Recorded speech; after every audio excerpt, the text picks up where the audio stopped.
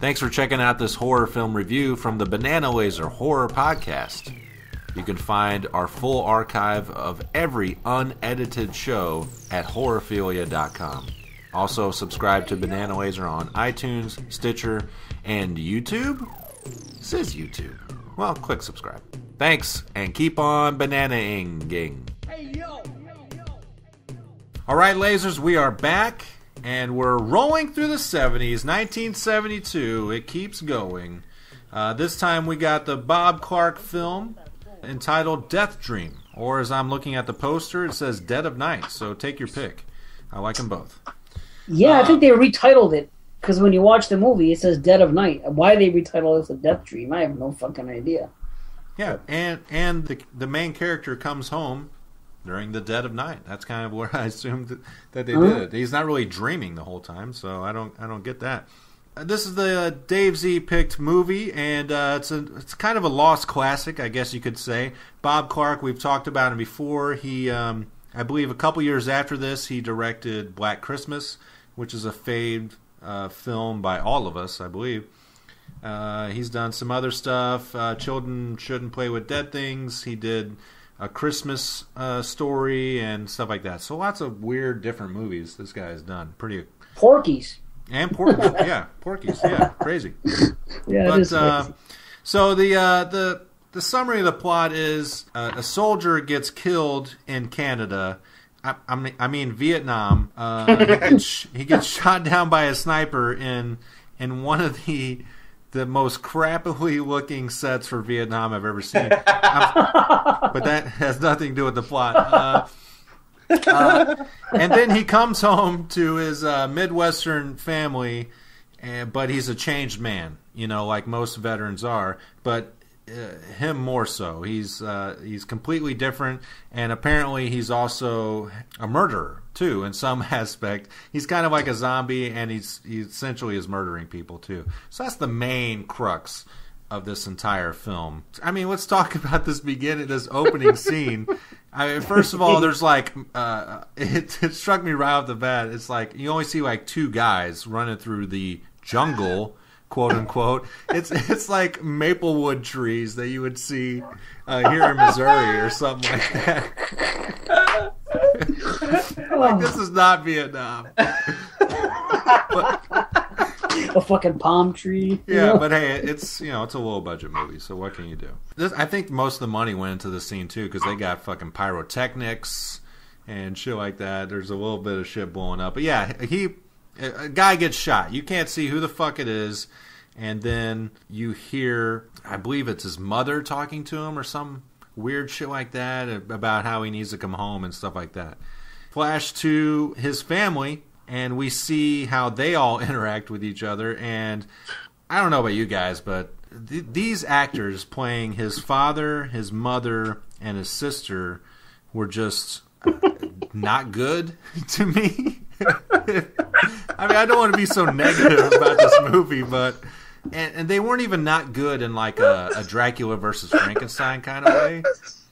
It was tough to get. I'm going to lay it all out, guys. It was hard for me to watch this movie.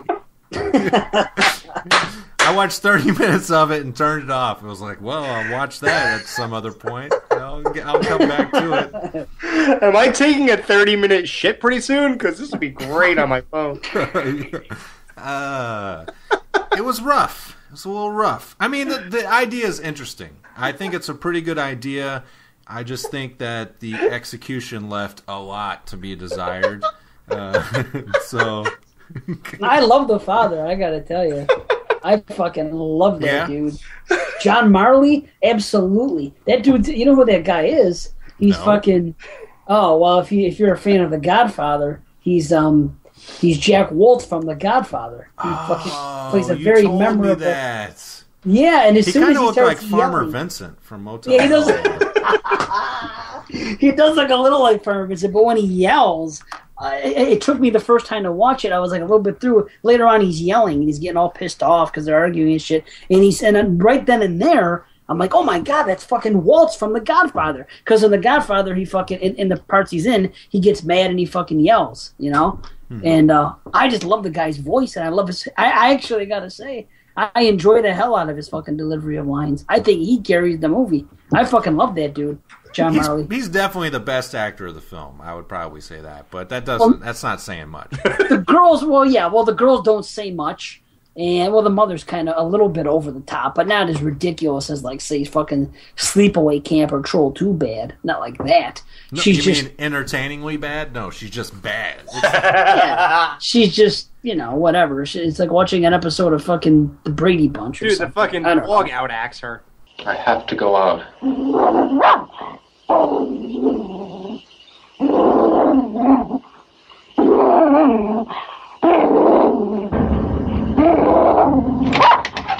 The fucking dog, Butch. Butch. The dog was more love believable. that damn dog. That dog was great, yeah. But I thought he was great as fucking in that role, Marley. He entertains me. He has a lot of lines in this movie that just had me rolling. Honestly, I just like his delivery. Maybe because I've watched him so many times in The Godfather, and I could quote that fucking dude's lines all day. Fucking Jack Waltz. He's great in that movie. So I guess maybe I'm just attached to him because of that movie, but he does have some good lines in this movie. I will give you that. When he's drunk later in the movie. Oh, he's great. I brought Doc Allman over to see Andy. Good evening, Christine. Hi, Doc. Catherine, I hope I'm not intruding. What do you want, Doc? I Mother. asked Doc to come over. We're going to see Andy. Andy is resting. Yeah, I'll bet he is. I just want to say hello to him, Christine. Charlie says he's not feeling too well. You don't pay any attention to her, Doc. This is my house. Yes. And when he's grieving over the fact that his son is clearly changed and he murdered his dog or whatever. Yeah, and he's like telling off his daughter and shit. That shit is pretty funny. Yeah, get a life. Yeah. Mind your own business. And what about the horrendous acting of the fucking supporting cast? Like the guy with the fake stutter, like yeah, okay, I'll do that for you, sure. The cook. Yeah. Cook, yeah. God! And then you got this fucking guy trying to act drunk, like we're just. So, which part of the army is he on? Is he on your side or is he on the other side? He's on our side, asshole. That was Growing funny. up, that's what I thought a drunk person was like. And so I didn't understand until I became an adult drunk person. And I realized, that's not what drunk people are like at all. It's a cartoon. These people were living cartoons. Mm-hmm. Yeah. But that's like bums. That guy's kind of like a bum drunk. You see that shit in lots of movies where a guy's like a street person and he talks that way. I can see that. He just seemed to me like an old bum. I'll tell you one thing. It's the last Halloween for that lousy factory. Last Halloween. Fuck you! Right? You hear that, Cochran? Now that's a realistic drunk right there. Yeah. But I love Jack Waltz. Oh, I love the actor because I fucking love him in The Godfather. She was beautiful. The greatest piece of ass I ever had, and I had him all over the world. Oh, he's great. I can fucking do this guy's lines all day. He cracks me up. And later on when he's mad, he's like, "This is my house." He says he's like, "Ignore the woman." Oh, and that's fucking, right. Yeah. Yeah. And they're going at it. I love that part. The doctor comes over to inspect him and everything, and he's all broken up because of the dog, and he's fucking hammered. And then the lady says, "Oh well, he's in his room upstairs. He's upset." And he goes, "Yeah, I bet he is." I love the beginning when this asshole walks in the house and he's just standing there in the middle of the night. Everyone's talking, he's not answering, and then they're like, they're like, "It must have been pretty rough over there, huh?" And he's like, "Over where?" And yet, he knows he died. Like, you forgot where you were, but you remember you died? Like, I don't even know how that could even happen. Like, in any psychological dismemberment or whatever, you would definitely remember where you were last. Just like we talked about in that Inside review, how when the cop kind of came to his senses, he just went back to the last thing he was doing, which was fixing the light. Like, you remember that. You wouldn't remember you died. It doesn't make any sense. Like, right there, I'm just like, what the fuck is this? So much doesn't make sense with the main character. His name is Andy. We see him die in the beginning. Then he comes home, somehow, I guess he took a plane or something, and no, he hitchhiked. That's how he got home. Remember? From Vietnam. Right. And here's the other thing. What the fuck happened to his body in Vietnam? Like, at what point did he die and then somehow come home? Like, what happened? What's the transition here? You're right. Because he was declared dead. Right, by them. Right, by them. Now, he somehow, to jump to the end, he somehow figured out that, like a vampire, if he ingests blood, other people's blood into him, then his skin like regenerates and he can live. But how did he figure that out? And why would he even want to do that? Because his mother. What? It's like his mother, because it all goes back to that part, and the kind of flashback to it. The very beginning, when the kid dies, you hear this voice, and it's his mother's voice, and she says, "Andy, you can't die, Andy. You promised." Okay. Now we see that in the beginning. It introduces the film. Later on, when they get word from the guy, whoever it is from the army or whatever, that comes to the door and says, "Hey, Andy's dead." They give them the bad news, and then they say, "Sorry, Charlie." Do you think that was a joke, by the way, that they said "Sorry, Charlie"? I think people just said that back then. No. I think we joke about that now. Well, the guy's name is Charlie, so it fits in. Sorry, but Charlie. Do you think he said "Sorry, Charlie" because of those commercials, those fucking Sunkiest Tuna commercials? Yeah, probably. Yeah. I think they did it as a little gag. But anyway, right after the "Sorry, Charlie" scene and the bad news, they go to bed or whatever, and the guy gets up, or he's about to go to bed, and you see the woman, the mother, because she's obsessed with the fucking kid. All she is talking about him at dinner and everything else. She's trying to make him a mama's boy. But you see her rocking in the chair holding a candle, and she's saying the same lines exactly that we see at the beginning of the movie. "Andy, you can't die, Andy, you promised." So it's my God, it's just like fucking Pamela Voorhees who brings Jason back. It's some type of... No, you know what it's like? This is an episode of Tales from the Dark Side, that old TV show from the 80s.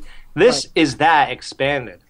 This is exactly the level of writing we're at, and that they just made a movie out of it. Like, I would accept all this in a TV show. Because that's what I'm saying. True. Yeah, right. But in a full-length movie, it's like you have the time to give me answers and flesh all this out, but they don't. There's no answer to this. It's a TV show plot. Mm-hmm. That's what this is. You're right. This was 1972. This very well, if it was trimmed a little bit shorter, could have been an episode of Rod Serling's Night Gallery or something. I could buy that. It's perfect for Tales from the Dark Side. Like, if you know that show, I have all the seasons on DVD. It is fucking perfect. And that's what this really is. Right? Yeah. It's weird. So the son comes back home. He's like catatonic. I mean, he talks to everyone, but he's emotionless. He doesn't eat food. He just goes up to his room and sits in this rocking chair. And meanwhile, the whole family is being like torn apart because they don't understand. Obviously, something's wrong with them, but they can't figure it out. There was a word from the police that a trucker got his throat slit on the way in. Apparently, he was carrying a soldier. Well, they're slowly starting to piece it together that their son Andy did it. Now, in that scene at the beginning was pretty cool. I got excited because it had a little bit of POV that Clark also went to use in Black Christmas at the beginning of that. Yeah. And, I really enjoyed that. I kind of got excited because it made me think of Black Christmas. But then, that you thought of a good went movie. Away. Yeah, exactly. He said that went away really fast. Yeah, unfortunately. How about that laughter, though? That thing was ridiculous. When he first does come home, that, like Alex said, and then he says, "Well, we got," and then the mother's like, "Can you believe that we got a report today or so and so? They said you were dead." And then he looks at them, fucking stone faced, and just says, "I was." Andy, look, I'm not going to dwell on this, but do you know that they sent us a telegram tonight? I mean, they actually sent us a telegram telling us that you were killed. They actually said that my son was dead. I was. Oh.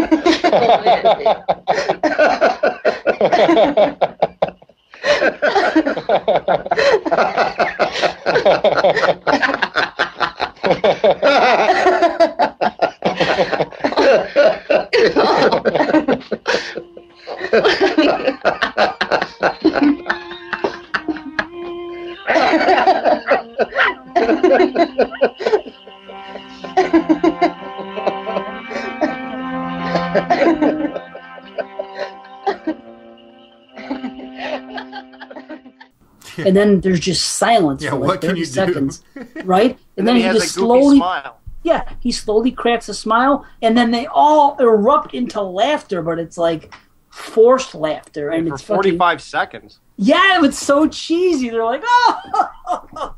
Could you imagine laughing about something like that? If we keep laughing, everything's okay. Somebody break the tension here. Yeah, exactly. That was just trippy to me. I was like, what the fuck? Wow. Dead of night. The story of one night in a small town that changed the lives of many and ended the lives of some. He's home. I didn't know Andy was home. Is that Andy? Joanne doesn't even know he's home yet. She'll be so surprised. But Andy wouldn't kill anybody? The story progresses. The fucking. It does? And one of the. Well, let's. I'm trying to move it along. Okay, how about saying time goes by and it moves to one of the best scenes in the movie, and we kind of already alluded to it, where Andy kills the fucking dog. It's great.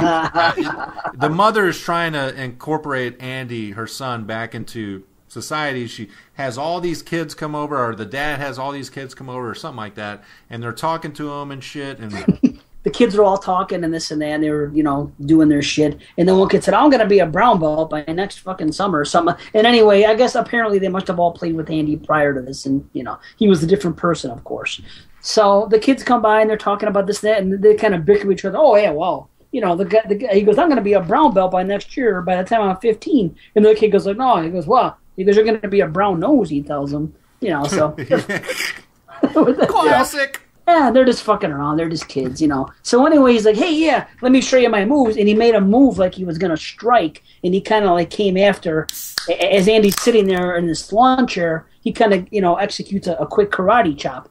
And then Andy takes it all seriously because he's fucked up, stands up and just like, fucking grabs his arm and like stands up and he's like forcing him down. Then all of a sudden the dog sees this. And he starts going crazy because he knows this is wrong. Andy, how come you ain't in your uniform? Come on, Dummy's out now. Hey, Andy, you see a lot of action over there? Kill any guys? Remember me, Andy? Freddie Anderson? I grew 2 inches since the last time I saw you. You know karate, Andy? They teach you karate? I'm learning it. Yeah, sure. My dad got a Purple Heart in Korea. Yeah, to go along with his yellow streak. You're full of it. I'm going to be a brown belt before I'm 15. You're going to be a brown nose, too. Watch this, Andy. Andy! Let go, Andy!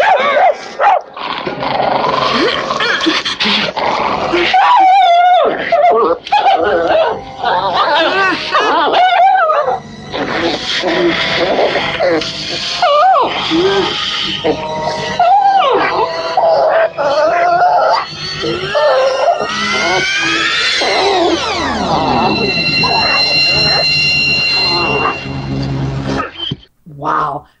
I'm rolling in the fucking aisles when this happens. He fucking turns around, grabs the dog with one fucking hand, holds him up and just strangles him in front of all these kids. Strangles him to fucking death and throws him on the ground. And the kids are just all fucking, obviously shocked and stammering and oh god. The classic kid reaction faces. Right. That you see in fucking everything. No. It cracked me the fuck up. That scene will yeah. make me laugh every time I see it. It's just ridiculous. He's holding up a dog with one hand, fucking just strangling it. You talking and reminiscing. I can't believe I watched this movie. I can't believe I've seen this. It's just amazing to me. I wanted to watch this movie years ago. It came up on Netflix or something like that. I'm like, Death Dream in the 70s. Yeah, it sounds cool. I'll check it out. Never did check it out. If I had, I probably would have vetoed Dave's.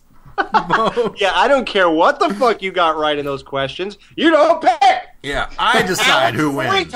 I decide.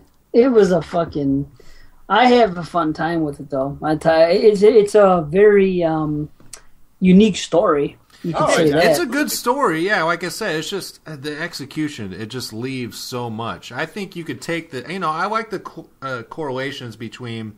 When the guys come home from Vietnam, they're a changed person. And that makes sense. And even whenever he. So later in the movie, he kills this doctor who pieces it together, and we see for the first time, we see him with a syringe take the blood out of the doctor and inject it into himself. Well, when he does this, his head tilts back and his eyes roll. It's like he's a fucking junkie. Yeah, like he just got done snorting 90 milligrams. Okay. And a lot of guys went to Vietnam and ended up getting hooked on serious drugs like this. So that's kind of a serious statement to make in this movie, and I liked all that. But beyond that, nothing else in this movie grabbed me, unfortunately. Yeah, but let's not gloss over the idea that we are, and they told us this happened, so this is more outlandish.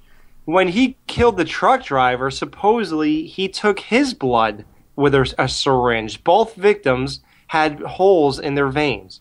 Right. Where the fuck did he get a syringe? How do you even know? That was like his first night as a zombie. I don't even understand any of this. Even if this was true, it would be the most barbaric. You'd start off with the most barbaric shit.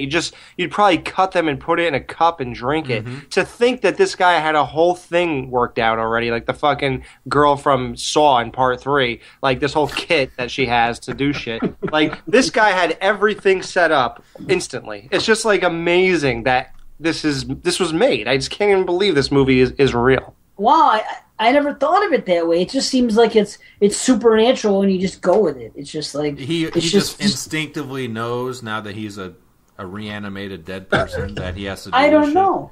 I never thought about it that deeply. I just figured it's supernatural that he's even back, and then we see what happens eventually at the end. But it just seems to me like his mother's fucking obsession or love or whatever the fuck. It's just almost like a Twilight Zone episode. There's no explanation. It's just something that happens that's out of the unexplained and unexpected. Never really explained anything. It just is. It is what it is, and it's a supernatural thing. He comes back.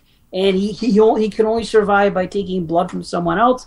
It's not explained how or why. And then, eventually at the end, it's the end. No matter what he does, it was like he was only meant to come back for a short time to kind of... make his mom happy. Yes, to ease the loss with his mother. Yeah. Ease her into the idea. But it's like a Twilight Zone type of idea to me. No, it is. And it doesn't make sense, though, because... he kills the truck driver, and it looks like seemingly days that nothing happens, and he's perfectly fine. And then he kills the doctor, and within one day, he's deteriorating. Oh, because, what the fuck is that? Like, it's not even consistent. It's all about, they just wanted to tell a story and progress it, and it didn't even make any real sense. There should have been a kill between the truck driver and the doctor. He has to ingest blood every day at that rate. Right. Yeah, at that rate, yeah. I agree, but I think he was just only given so much time. It was just, he was only allowed to stay around for a short time, and towards the end, he was going to deteriorate regardless. It was only meant to be a part-time thing. He was just going to go home because his mother, casted some type of fucking witchery on it, unbeknownst to her probably. Just like it's like a Twilight Zone thing. It just happens. Yeah. She wished him home so bad that he came home and he was only given a short amount of time. It's a big giant wish. It's a big giant wish. It's a wish. It's the biggest grand wish in the world. Precisely. What was that fucking boxer's name? The Twilight Zone. Right. Oh, what's the boxer's name? Fuck. But it was funny, too, because the kid kept saying it. Oh, the big tall wish. I got to look it up. The big tall wish is the episode. Right. But still, it just seems like he just came home for a short time. He was only given so much time, even towards the end, because he just had fed. After he kills the ex-girlfriend, he goes home, and the father comes back from the police station, and he turns around and he wants to shoot him with the gun, and there he's in that chair. He's already deteriorating. So it's like he had to feed more and more because he was only given so much time. That's just what I get from it, that it didn't matter at the end. He was just given a little bit of time to come home to help his mother with the grieving process. Please, Bowley. Please, Bowley. Please, Bowley. Is that the name, Bowley? Yeah, it is Bowley. You're right. Yep. Please win, Bowley. Hey, how about that fucking kid? I wanted to ask you guys this. Not the kid. I'm thinking about fucking Twilight Zone. The guy, the truck driver comes into that diner, and they all know him, and he's a regular, and he buys a pack of cigarettes. What the fuck diner sells cigarettes behind the counter for truckers? Usually 72, different time. Yeah. Usually they had those machines, you pull the little thing, and it falls out of the bottom at that point. But maybe that was the 80s, though. I don't know. It definitely wasn't the 80s. It may have been the 70s. It just struck me as odd that he's like, hey, what do you want? I'll have a cup of coffee and a pack of cigarettes. I'm like, really? Let me take a penthouse and a box of tissues and some. You got any speed back there? Because I'm a trucker. And I'll take a couple of those DVDs that cost $1 and only play once. I'll take those. And I'll take the DVD that is free because it's a children's movie. Dave Z. I just walk out with it. It's free, right? Yeah, I'll bring it back. Don't worry. I gotta tell you though, I really like the see this. I guess I've seen it. Like I said, I saw it once, twice, and then I watched it twice for the show. So I've seen the movie 4 times now. So I guess I'm looking at it differently than you guys because I've watched it, more times. Obviously, I do like the angle with the mother. I didn't really grasp that at all. Oh yeah, right. I like her obsession with the kid, and I like the father's dismay with the kid when he comes back because he can't understand why he's acting this way, and how the father loves the dog, and then after he kills the dog, how the father goes off the deep end. But at the very end, he still protects his son. He goes to the police station and says, I know you're looking for the person that killed the hitchhiker. He goes, the doctor said he thinks he was coming from... He kind of tries to misdirect the cops and give them false information. But at the very end, he's like, I got to be the one that's going to take my kid out. So he goes home with his intention is to shoot him. Eventually, the poor bastard sees what happens and ends up killing himself. Why would he do that? Why? Because he was so depressed. What do you mean? With his son? Well, what became of his son? And he has a bad relationship with his wife. He's all about this, he wants his son is like a mama's boy. He's like, he tells her at one point, he's like, he ran away to the army because you were turning him into a mama's boy. And then he comes back in this catatonic state, and he's like, I didn't come back that way. I was in World War II. I didn't act that way. What's the matter with him? This is your fault. He's bickering with his family. He doesn't really seem to care as much about his daughter as he does his son, and he loves that dog. He's like, this is the greatest dog I ever had. And, he's really heartbroken when Andy kills the dog, because it's like a combination of two things. The fact that he's lost his son, and now he's lost the dog. It's just, it sends him over the edge. So I like, the relationships and what it says about them, the mother to the son and the father with them. It just, I don't know. I guess I see it a different way than you guys do. I admit the acting isn't top notch. I like how Waltz carries the movie, in my opinion, but it's an interesting story. To me anyway. It's out of the ordinary, that's for sure. The boy went away to fight a war. A man came back. But something came with him. Something unspeakable.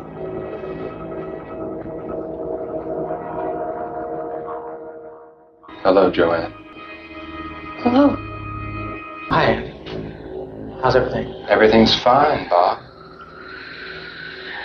Let's go. Have a good time. Can we talk a little bit about this double date that they go on? Because apparently there's this girl that Andy left behind, and Andy's sister and her fuck buddy want to, reintroduce them and stuff like that. So she sets up this double date. And Andy, I guess, eventually agrees, but when he comes down the stairs to meet her, his skin is fucking starting to deteriorate, even though he's had a hot blood injection the night before. HBI. He comes down with these fucking like driver's gloves, a turtleneck, fucking chains on. I was dying. Like, there's clearly something wrong with this guy, and you want to go out with him. Okay. Yeah, right, I know. Isn't that ridiculous? He's a changed man. Yeah, definitely. It was looted. And he never took him off the entire time. It's crazy. It was middle of the night watching a drive-through movie. His sunglasses on. Sunglasses. Hey, do you really need those driver's gloves on? I mean, you're sitting in the back seat. Yes, I need them. I mean, that's not a line, but It's not too far from it, though. You know, it's just the way the movie was. Right. Mm-hmm. Yeah, and it's funny that she actually. I mean, I thought it fit right in with the rest of the show. Oh man! And then they go to the drive-through or drive-in, and I forget the names of the movies now, but one's like Dead in Space or something, and one's like Space something. Sackhead in Space. But we're about, I don't know, we're about 70 minutes into this movie at that point, and I saw that, and I was like, oh, I wish I was watching Dead in Space right now. Oh my god! Oh, that's funny. I do like the way that kid gets killed, though. That's an inventive kill. Killed with the fucking cord from the strangled with the cord from the thing that back in the 70s, the old school drive-in from theaters, the box. I didn't even get speaker that. box. Okay. Yeah, he ripped the speaker box off the fucking thing that the old school things, and he fucking strangled them with the cord from it. I did like how Andy looked at the drive-in once, the final reveal of his eyes and how his face was kind of deteriorating and stuff like that. Yeah, that's cool. It was a creepy look. Yeah, I did like that. But by then, I was already checked out. Yeah, I'll give you that. The last third, I can see that. But by the time you get through the first, like 2/3 of the movie, after the drive-in situation happens, it moves kind of slow, and it's, I can see being disinterested in it. But I don't know. I still like the characters. Honestly, I like the relationships and what was going on. I was okay with it. I like the ideas behind it, and you telling me your take on it, Dave, makes me like that whole idea behind it. But yeah, seeing this, it just wasn't that fun. There's elements that I could enjoy, like the look of him at the end and stuff like that. And when the kid gets run over, when he runs over, he keeps swirling around underneath the car. Yeah, I kind of like that, and stuff like that. But he kills his, to-be girlfriend or was girlfriend or whatever, and drives off. He runs over this kid, goes back home. His dad ends up killing himself. The cops end up, coming and chasing him. His mom escapes with him. And now let me ask you. Let me interrupt quick. Why the fuck? Why the fuck? Unless I missed something, I never understood this. When the cops come after that happens, and obviously Andy must have told the mother, let's get the fuck out of here. And then the cops pull up and they're getting in the car. They take a few shots at Andy. He takes the shots like a champ because obviously he's already dead. And they chase him. They give him chase. Why the fuck is the trunk on fire in the mother's car? Yeah. Why? You guys know? Okay, thank you. Is it the gunshot theory, like fucking God damn it. What is that movie? Last Action Hero? Like when you just shoot a car and it blows up? Like you just shoot a car and it catches on fire? Kind of thing? Well, I don't know, but okay, so I didn't miss something. I didn't blink and fucking... All right, so it makes no sense. I think because it looked cool. Anytime you're in a movie and something's on fire, it's cool, so it's like, yeah, let's do it. Aha! Well, there's an alternate ending, and I'll get to that after we wrap it up, but that more happens because that car's on fire. And I wish they would have stuck with the alternate ending. I don't know why they changed it, but... There's an alternate ending? Yeah, there is. Okay, let's get to it. So Andy directs his mother to drive to this graveyard, okay, and they crash in, and they go to this grave that appears to be dug up, and there's a tombstone, but then there's like a chalk...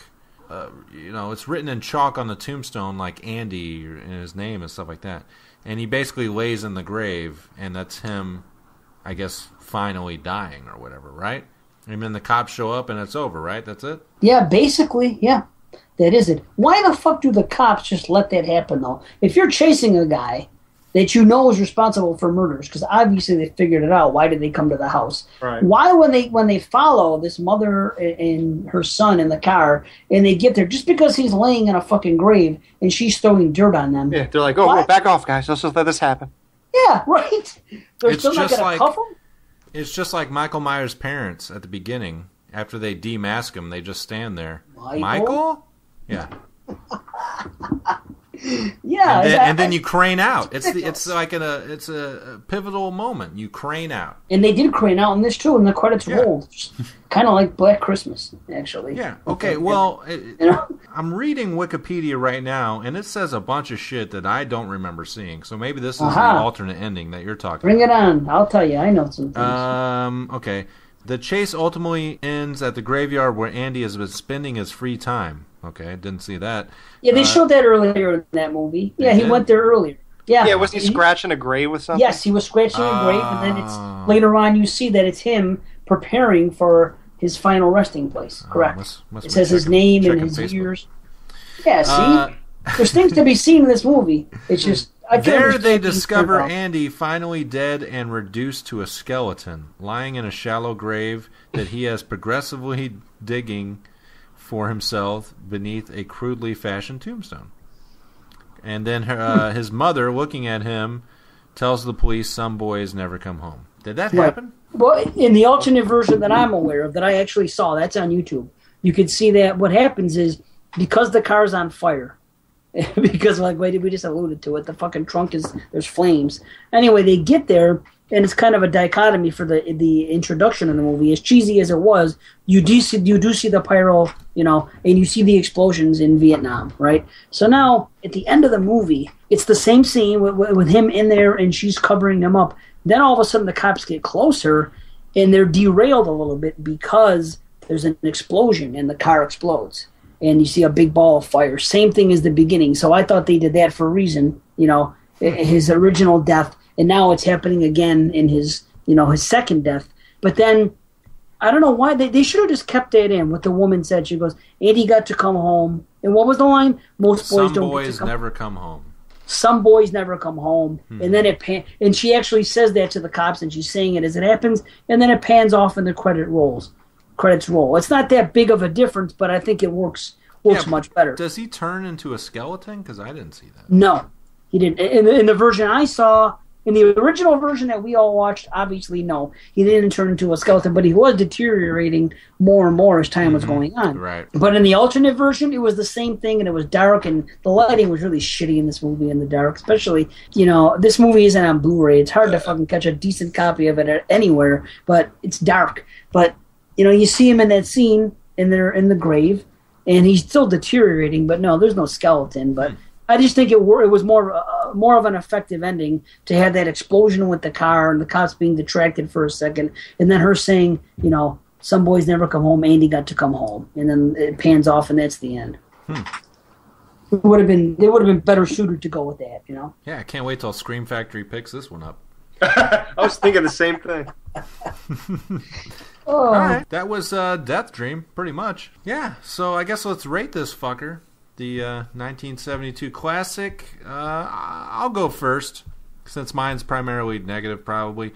I'll give it a 2 out of 5. I really didn't like it. It was, I like a lot of the ideas about it, which I've stated, but it just wasn't an entertaining view for me. There's elements I enjoyed, which I said, but it took me 3 separate instances to watch this movie. I had to watch it in 30-minute chunks because I was just bored with it, and not because it's slow. There's other slow-paced movies but they're just more engaging to me. So this to me is not really a classic. I say if you want to watch a Bob Clark classic, definitely Black Christmas, go for that. This one, you can kind of see elements of Black Christmas in it, before he went on to do that one. So only if you're curious, I would say check this one out. But there's really no need for me. So it's a 2 out of 5. Interesting. Alex, go ahead. I found it more enjoyable and engaging than Matt. There were a lot of things I did like. I think the overall issue is it wasn't, I liked the dad a lot. I thought he was really good. Yes. It's a really good story for Tales from the Dark Side. But to stretch it out over a movie and to be such a low key, it just, it ran 3 times longer than it should have. I don't know. I think this could have been more to it. It just the acting from the kid who's the zombie is just horrendous. It's just so bad. I don't know. Not enough crazy things happen, I don't think. What? Because he rocks in a chair and ignores people? Like, what the fuck? Eventually, you got to do a little bit more to keep me hanging on the edge of my seat. The sisters seem to have this bizarre role. Secondary characters. The doctor was good. Whatever. I liked how it looked at the end. That was cool. So, I mean, I'll never watch it again. I can't imagine. But I would give it like a 2.8. But I'll just say I'll give it a 3. I liked it, I guess. But I don't recommend it, and I wouldn't tell anybody I like it. Like, I wouldn't want you to think of this as something I like, if that makes any sense. Like,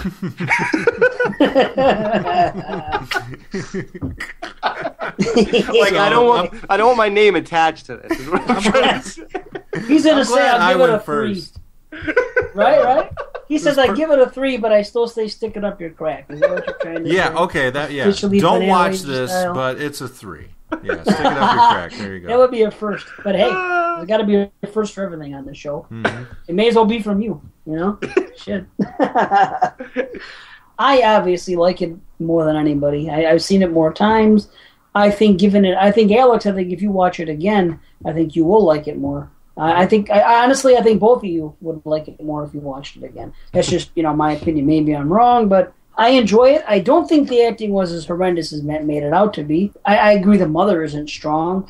The sister and the boyfriend and the other girl, they were so insignificant that they really didn't matter. I mean, you see shitty acting in, Friday the 13th too from some act. But I think that the father and the doctor were fine actors. I think they carried the movie. I think the father's hysterical. See, I get laughs out of it too, but that's just my sense of humor. The whole situation with the dog makes me laugh. When the father talks, like I said before, maybe because of the Godfather part, but that makes me laugh, and it's not supposed to, but this guy's delivery of lines just entertains me. So I like him. I understand why the kid acts the way he does. He's supposed to be catatonic and act that way, so I can't really knock on him for being a shitty actor because of his performance. I just think the role only called for so much. So I'm not going to, shit on him for that. Overall, it's a very interesting and unique movie. I think that people should watch it and check it out and judge it for themselves because I know some other people that like it too. But I'm not going to go overboard. I'm only going to give it a 3 out of 5. I'll give it a 3, but good. All right. Yeah, that's it. But I still suggest that everybody watch the movie and form their own opinion on it because it's unique, and I could see some people and some of our listeners actually enjoying it. So I'm not going to shit on it. Obviously, I'm not going to because I like it the most. But 3 out of 5, and I say give it a shot. You might like it the way I did. Peel it back. Yeah, and you guys, if you're interested in watching this, even though we spoiled the shit out of it, but who cares with this kind of movie. It is on YouTube. You can check it out there. We actually posted it on our Bananalaser YouTube channel. If we're talking about a movie that's going to be on YouTube that we can just share the link, then we'll just do that. So guys, go and join our YouTube page and follow us there as well. So yeah, check it out there. As Dave says, or as I say, don't. So choose your fate. There you go. I want to throw something in there because if anyone does watch it on YouTube, if you guys watched it on YouTube, I'm sure you know what I'm talking about too.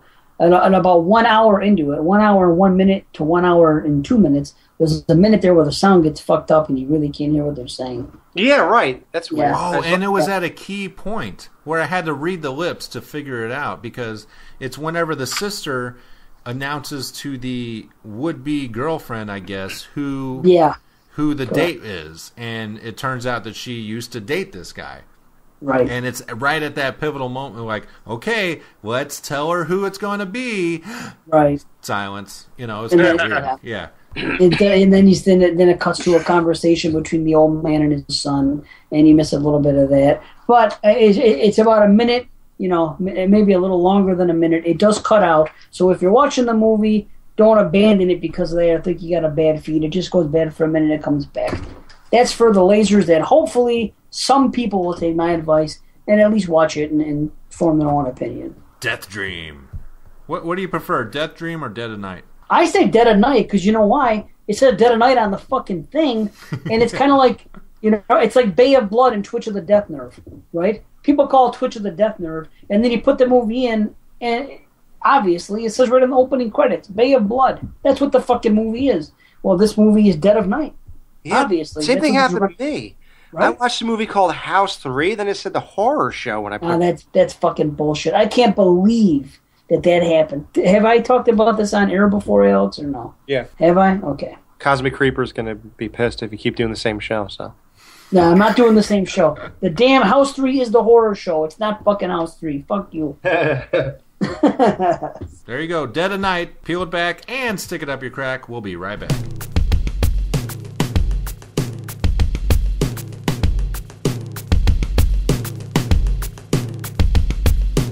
Hey, yo!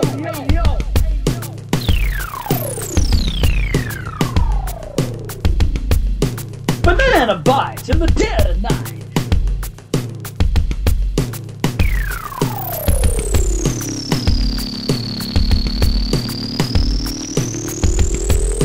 Fucking laser that roll. Banana Laser wins every time.